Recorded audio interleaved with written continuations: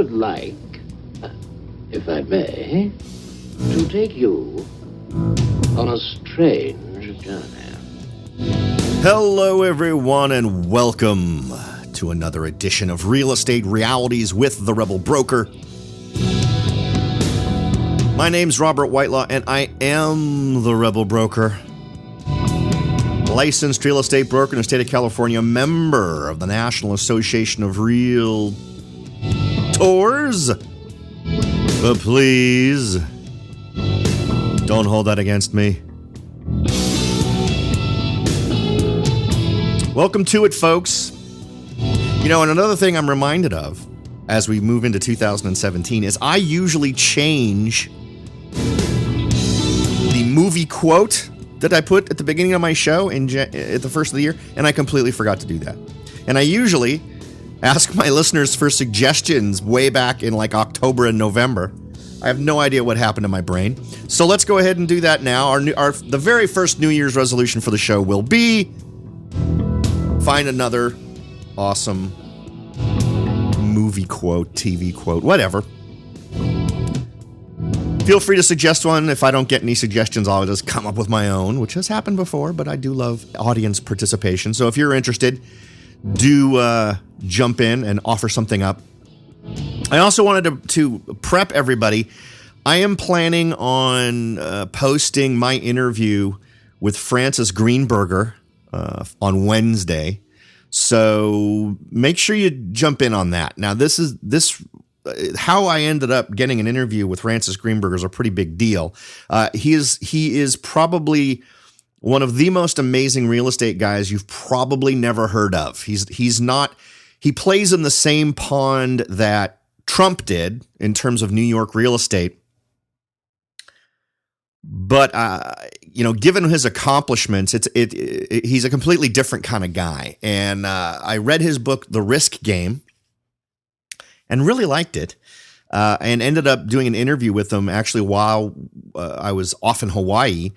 And I thought it came out pretty well. And I would strongly encourage folks to pick up his book. It has that vibe of being about a guy's life. And while it is that, it's got a whole lot more going for it in terms of just keys to what made a guy successful and his balance of how he balances business with sort of his passions and that sort of stuff. So I strongly suggest you read the book. I will include in the show notes a link to Amazon for you to purchase it if you'd like. And of course, then I will be posting the interview on Wednesday. That is tomorrow. So join in, and there's going to be a special at the end of the show. So make sure to listen through to the end for your opportunity for a free gift from me and from Francis Greenberger. As always, the best way to reach out to me is through the website at therebelbroker.com. You can send a message to me, or you can get yourself in the running for that $50 Amazon gift card we've been giving away every month. I've gone ahead and extended it another day. Everybody's still foggy-headed and coming back from a vacation, so I'm not going to do the January drawing, I think, until Thursday or Friday of this week. So I want to give everybody some time to head on over to the website, click the big red button at the top of the page that says, take the survey to support the show. And basically what you're doing is providing your email address, the same email address, both times you're asked, answering a handful of questions. And that's it. You're really helping the show out. Plus, you're giving yourself an opportunity to win $50. And we've already given out $150 so far. January will make it a nice round 200, and you could be the one. Congratulations to the other three folks who've previously won. In addition to that, if you would like to become a member of the Rebel Underground, now I realize some of you who have already registered for that or signed up for it may be saying, hey, you know what, Robert, I've gotten zero. Yeah, that's right. You've gotten zero. I have plans for that group. And I wanted to get a pretty good number of folks in it first. But the other thing you should be thinking to yourself is, wow, the Rebel Broker kept his promise. He does not sell my contact information to other people. So there you go, because I haven't. Anyway, so yeah, join that by texting the word Rebel Broker to the number 44222. That's Rebel Broker to the number 44222. And I don't even have another way to get on that list. I really do want active listeners on this list. I don't want it to be just some artificially bloated list because I've posted it to Twitter or put it on the website. I really want this to be listeners. So that's why I really only give a means to even get onto that list in the show. So there you go. If you'd like to join the Rebel Underground, just text the word Rebel Broker, all one word, to the number 44222. You'll get a response that'll make it clear you've gotten to the right place, and it'll ask you to send along your email address so that you can be added to that group. I don't think I have anything else in terms of housekeeping, so just make sure to tune in to Wednesday's show. It'll be the first interview for the show in 2017. And the first interview on the show in a long time. I can't remember the last time I did an interview on the show. I think it was probably more than a year ago. So this is with a guy who's a multi-billionaire in the real estate industry in New York, who's accomplished some pretty amazing things, who started off like a lot of us do. In fact, he didn't even start off thinking real estate was his thing. So it's a great story, and I'll stop gushing about it because I thought it was a really well worth the time. One thing I absolutely want to cover today is a new law in California. Now, we've talked a lot about how do we solve the housing problem, whether we're talking about California, which is obviously loony town when it comes to costs and prices and renting and all this other kind of stuff. But what are the solutions? Because we've analyzed that the solutions we've been getting are, well, to be honest, they're crap. They're not solutions because the problem that they seem to think we have is not the problem we have. Everybody in positions of authority seems to think the solution to the real estate problem, and if we define that problem honestly, that would be low inventory and high prices because there's low inventory. Well, creating more buyers, which has been the solution that everyone rushes to, not the solution to that problem. That makes the problem worse. That makes it so that the folks who are now newly minted buyers, because policies have been put in place to allow them to borrow when really maybe they shouldn't be able to. If we're being entirely honest, we're talking about a lot of subprime stuff here, repeats of the mistakes we've already made, thinking we're helping someone when in reality, we're pushing them into a marketplace where they're going to be forced to pay more because there will be more of them because of all of the new programs that have been designed to make money available to folks who would otherwise be unqualified or not qualified to borrow. Finally, we're seeing some movement in a direction that increases the volume of housing units. Now, I phrase that carefully because while this law would be a good thing, it would absolutely positively affect the real estate marketplace, whether you're an owner or a renter. It's really a half measure. And it comes to us from Realty Times. Effective January 1st of this year, Californians will find it easier, I'm quoting now, obtain local permission to construct a second unit, mother-in-law quarter, granny flat, or whatever you choose to call it. This is a result of Assembly Bill 2299, which was signed by the governor September 27th, 2016. It amends Section 56852.2 of the California Government Code. So it allows for one small unit, for one small but real step in the attempts to deal with California's chronic shortage of housing stock, especially affordable housing stock, according to supporting arguments supplied by the California Apartment Association. Quote, California is struggling to meet the needs of its citizens when it comes to housing, especially housing that is affordable, near job centers and public transportation.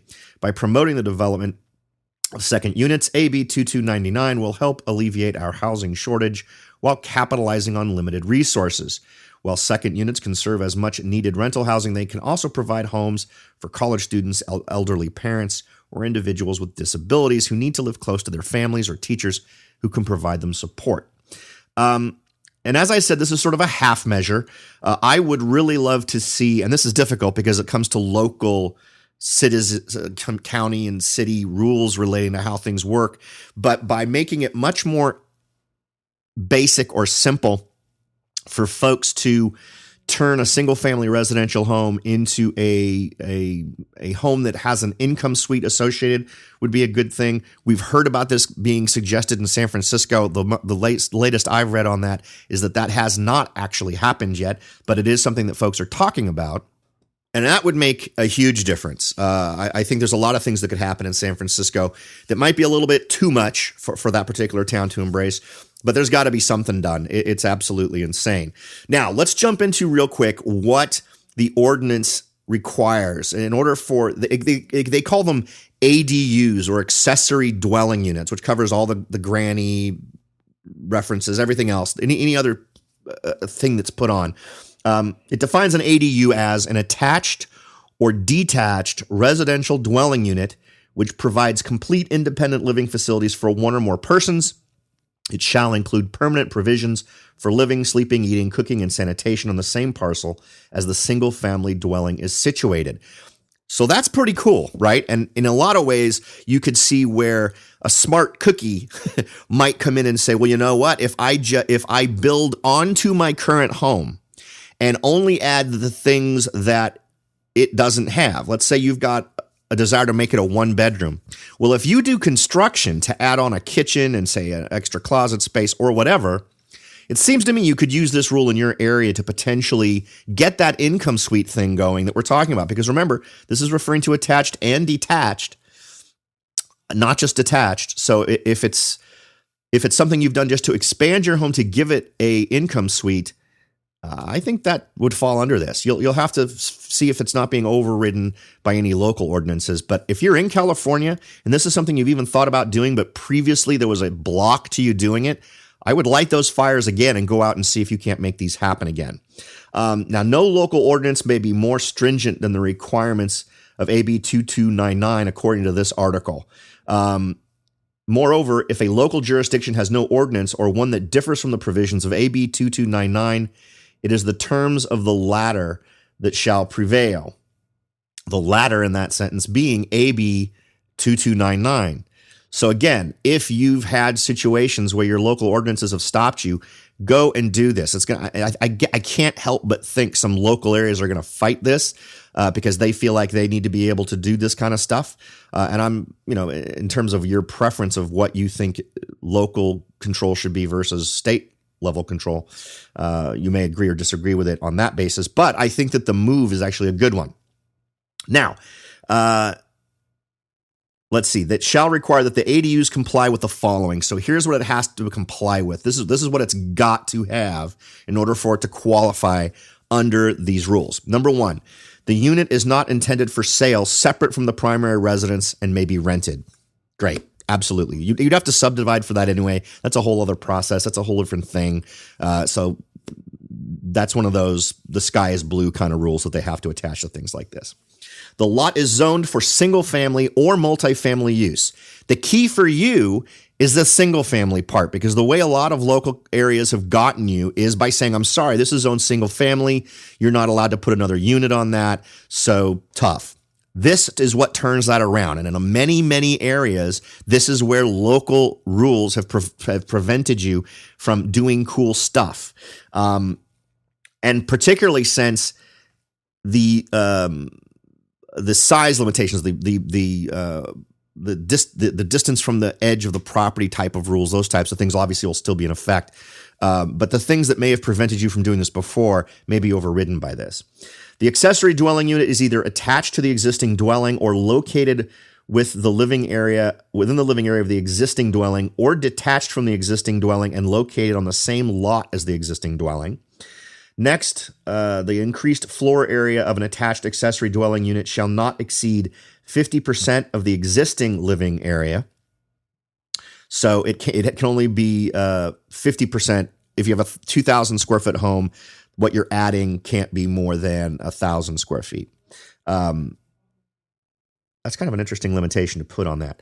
The total area of floor space for a detached accessory dwelling unit shall not exceed 1,200 square feet. So no matter how big your home is, this other thing you're adding on cannot be more than 1,200 square feet anyway, regardless of how big the primary home is. No setback shall be required for an existing garage that is converted to an accessory dwelling unit and a setback of no more than 5 feet from the side and rear lot line shall be required for an accessory dwelling unit that is constructed above a garage. That's a big one because that's another one that really gets people and stops them from being able to do some of these projects. I love that. I know here in Santa Clara County, I've had folks tell me that in trying to go through the official process of converting a garage, they kicked in all of these new setback rules if they did it, so they couldn't do it. This obviously would turn that around. Next, parking requirements for accessory dwelling units shall not exceed 1 parking space per unit or per bedroom. These spaces may be provided as tandem parking on an existing driveway. Finally, no additional standards other than those provided in this subdivision or code section shall be utilized or imposed, except that a local agency may require an applicant for a permit issued pursuant to this subdivision to be an owner-occupant. So we started off with this showing that this was not a silver bullet. I think you can see that some of the rules here, some of the things that are going on absolutely are a step forward in a lot of areas. I can think of 5 or 6 situations right off the top of my head over the last 10 years where this new law would have permitted folks I've been talking to or discussing goals with. This would have allowed them most likely to pursue what they wanted to do. And the number of people who potentially could do things like this. We have a lot of people think of Silicon Valley as being very dense, and in some areas it is, but it also has some very old neighborhoods from the 50s and 60s where we have lots that are relatively large. And over the years, different cities and the county have created different rules and codes that have made it impossible for people to use those larger lots by adding another structure or by increasing the size of the existing structure to allow for an income suite or just additional space. And this could go a long way towards making that more possible.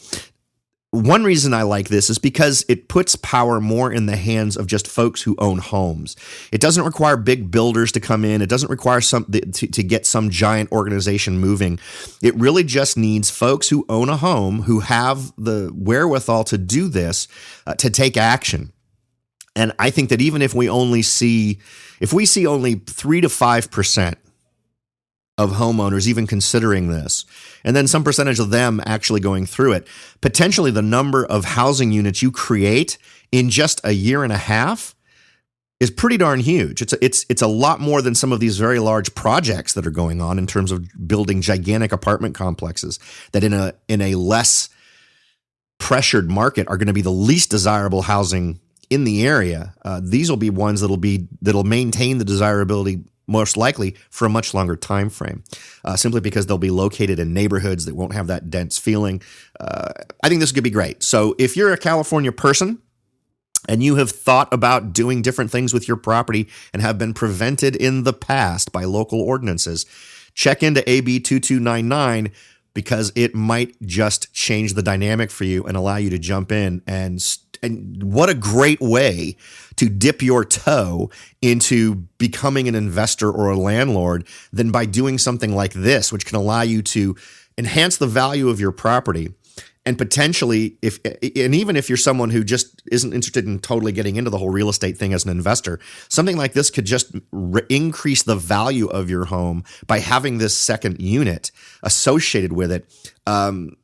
As a in-law quarters for resale, it wouldn't surprise me if you could go through this process, get the work done, and increase the value of your property by more than you spend to do this. So absolutely consider it for all those folks in California. I think this could be a big one for you. All right, folks, we're going to take a quick break. Then we're going to come back and cover some very interesting news from Fannie Mae, and interesting in a bad way. But stay tuned. Don't go anywhere. We'll talk about that next. Are you ready to jump in and start your search for your first investment property? Maybe you've decided that it's time to own your own home, or maybe you're ready to sell your home and move on to something new.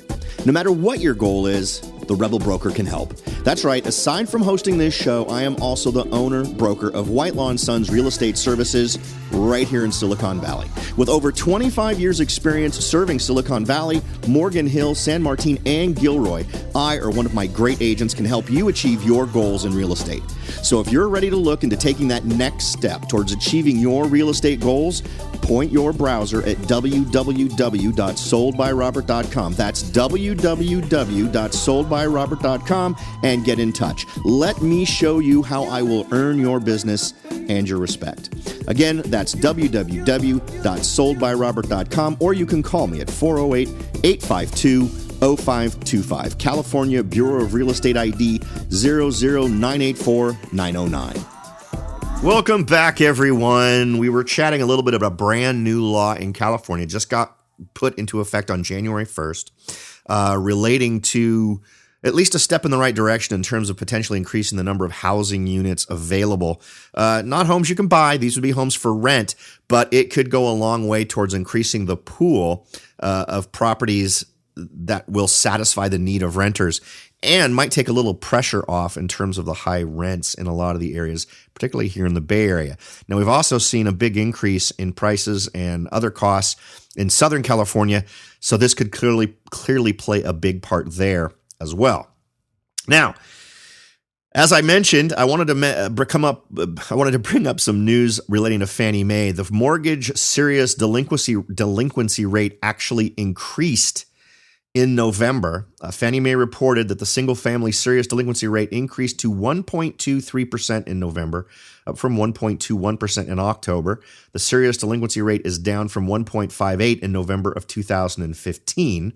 And the serious delinquency rate peaked in 2010 at 5.59%. Now, a serious delinquency is one that is 3 monthly payments or more past due or in foreclosure. Now, I cannot remember. I mean, this is one of those numbers I track, right? I get an email every month telling me what the serious delinquency rate is. And I cannot remember. In fact, I stopped even mentioning it in the show. At first, when we started seeing the decline in the delinquency rate, that was good news. We wanted to report that. We wanted to integrate that into our strategies, just because that's a good thing, right? As fewer and fewer people are delinquent, you're seeing the resolution of a problem. And I cannot remember the last time I saw an increase. I've seen it go flat. I've seen it change very, very little. But I can't remember the last time this number went up. So what should we be thinking about that? The normal rate, or the typical rate, is below 1%.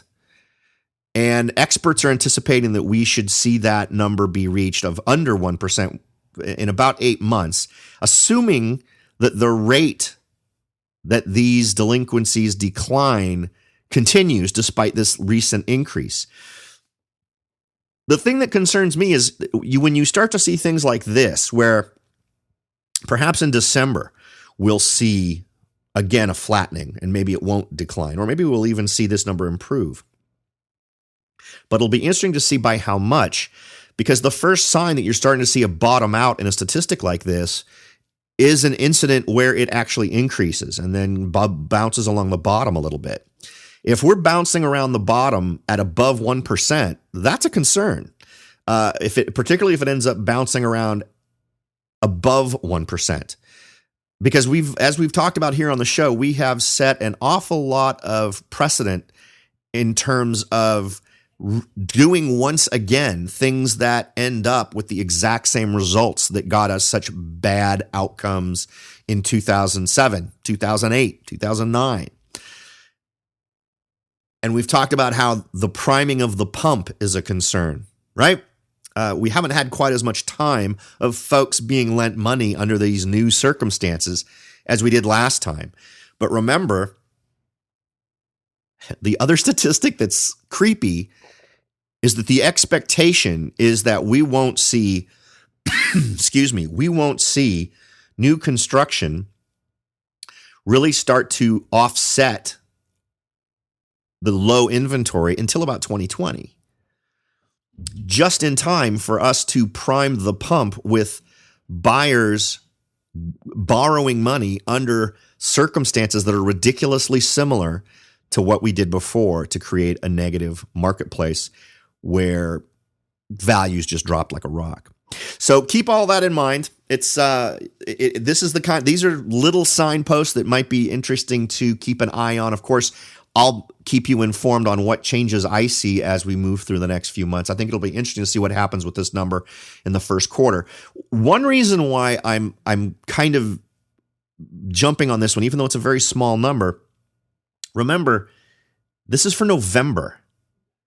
This is the time of year when all actions relating to that kind of stuff tend to stop, right? When you start to get into the point where you're going to be in the holiday season, which tends to start just before Thanksgiving, you tend to see all movement towards foreclosures, addressing delinquencies, sending out notices. They tend to get pushed out to beyond the new year. So what I'm really waiting for are the January and February numbers. So I'm hot to see what happens in the first quarter of 2017 as it relates to this.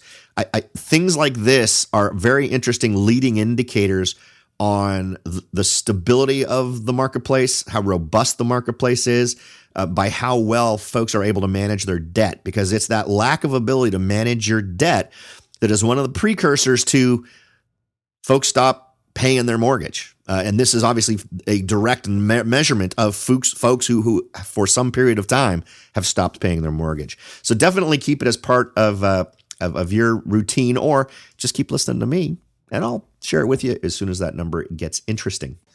Now, finally, before we cut it out for today, I wanted to hit one other story that I thought was interesting, where the narrative that we've been hearing is one reason why things are slowing down or people aren't doing X, Y, and Z in the real estate world is because of those horrible interest rates going up so much. Well, despite the fact we can look back over the last 5 years and we can see periods where interest rates were higher than they are now, and it had no negative effect on buyers going out and getting loans. Somehow today, the fact that this number is where it is what the problem is. Well, no, apparently not. The folks from who did this one? Was this from Redfin? Yeah. Redfin went out and did a survey of buyers, and despite mortgage rates reaching a 2-year high, remember they have to say 2-year because prior to this, it was higher than that and buyers were still buying. Because remember, we've been on this uptick now for almost 3.5 years. In fact, when we saw that first crazy jump in prices, I can almost remember the month it happened. It was back in about 2014, I want to say, the first few months of 2014. And suddenly, in fact, I think it was even 2013. Interest rates were higher than they are now. And we saw this huge boom of folks buying properties. So, this narrative doesn't really fly, particularly if you've been paying attention to the marketplace. But only 2.6% of respondents who are all buyers to the survey say they have decided to postpone their search since rates rose above 4%. 2.6%. That's it. 25% of respondents say the rise in rates does not impact their home buying decisions, and about 24% say they feel a greater sense of urgency to buy before rates go up further. Now, where did you hear that one first? Well, if you've been listening to me for more than a year, that's what I told you would happen, that the initial increase in rates, or we'd hit some point where rates go up, and maybe 4 was it. I thought maybe 5 was it, but we'd hit a point where, as opposed to seeing people instantly back away, what we would see is a sense of urgency come in. And for a chunk of time, for a certain stretch of where the interest rate sits, you'd see people actually increase buying. You don't instantly go from buying to not buying. You go from buying to perhaps a short-term downplay of buying, but then it tends to resurge as people think, wow, you know what, rates could go even higher. I better do this now. And that's the way it's always been. That dynamic has always been at play. So that fits more with what I think we're seeing versus this bizarre narrative that that interest rates have seen a decline in the number of borrowers. I think there's other things. I think there's other concerns that are pushing it. And clearly, the fact that 2.6% of buyers is the most that'll come up with anything saying about financing holding them back clearly indicates other things that are a problem for them. About 26% of buyers say they might take more time with their search and see if rates go back down. Why are home buyers feeling resilient in the face of increasing mortgage rates? According to the Redfin blog, quote, while there's no definitive answer, often home buyers are searching for a new home because of a major life event, such as a birth or a marriage or a job relocation, which can't easily be timed to the market, but which still motivates a purchase along its own timeline. Yeah, I'm sure that's true too. But I think the takeaway from this story is, don't buy the headlines. In fact, the same day this article came out on December 28th, I had 5 other articles that were all talking about how interest rates have caused buyers to step away from the market. And that's just not the case, at least not in a kind of a statistically significant way, not in a way where we would define that as a dramatic slowing of the market. And I'll tell you, here locally, given the time of year and where we were at the exact same time last year, I'm not seeing a decrease. So, and I'm not seeing folks stepping away for interest rate reasons at all. So take that, use it for what you think it's worth. I definitely would keep our eye on other balls, not necessarily the interest rate, in terms of figuring out where the majority of home buyers' minds are at in terms of their home buying decisions. All right, folks. I do truly appreciate you spending your valuable time with me, and I can only hope that in return I give you some great brain food, and we crank it up to 11 here for you so that you are as well informed as you possibly can be, and maybe you're thinking some new thoughts that you weren't thinking before based on some of the information that we've shared here today. Thanks again for listening, everyone. I'll talk to y'all next time.